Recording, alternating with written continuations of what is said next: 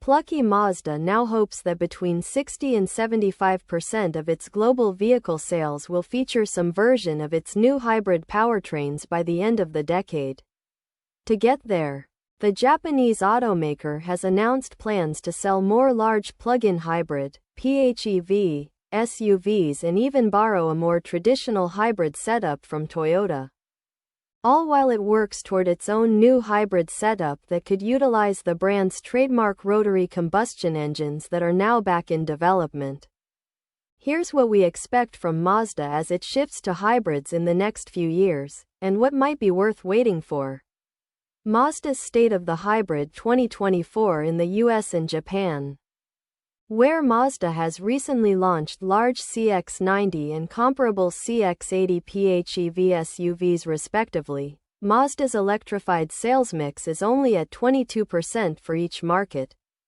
Which is really not good when compared to the work it's done Europe, where the mix is up to 85%. However, through April 2024, Europe accounts for just 15% of global sales.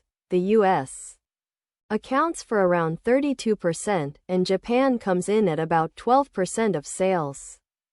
Ideally, the bigger markets will gain a more electrified sales mix soon.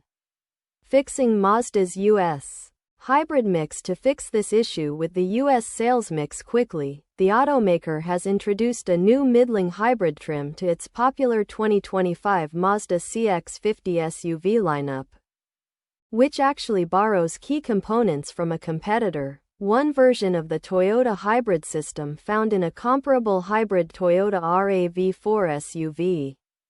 This new Mazda setup features a 2.5-liter four-cylinder gas engine paired with a battery unit and 3 small electric motors that power all 4 wheels.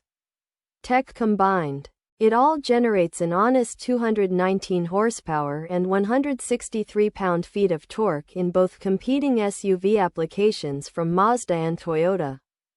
New Mazda hybrid system coming soon, but that won't be enough to improve the sales mix to Mazda's satisfaction, so there's more in development from within the automaker itself this time.